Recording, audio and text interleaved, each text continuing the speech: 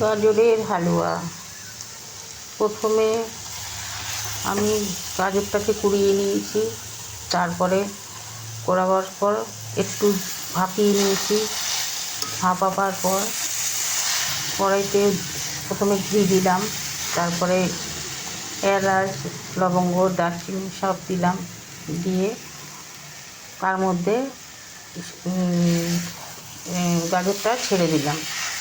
গাজরটা ছেড়ে দেওয়ার পর অনেকক্ষণ নাড়িয়ে চাড়িয়ে তারপরে ঘন করে দুধ গরম করে রেখেছিলাম, তারপর দুধটা দিয়ে দিলাম। দুধটা দেওয়ার পর তারপরে দিলাম, দুধটা নাড়তে নাড়তে একটু দুধ শুকিয়ে এসে তারপরে দিলাম সন্দেশ। এই সন্দেশটাই দেওয়া হয়েছিল 250 গ্রাম। এই সন্দেশটাই 250 গ্রাম দেওয়া হয়েছিল। সন্দেশটা দিলাম, দিয়ে আর এই যে নাড়িয়ে তার মধ্যে কাজু কিশমিশ সবই আছে।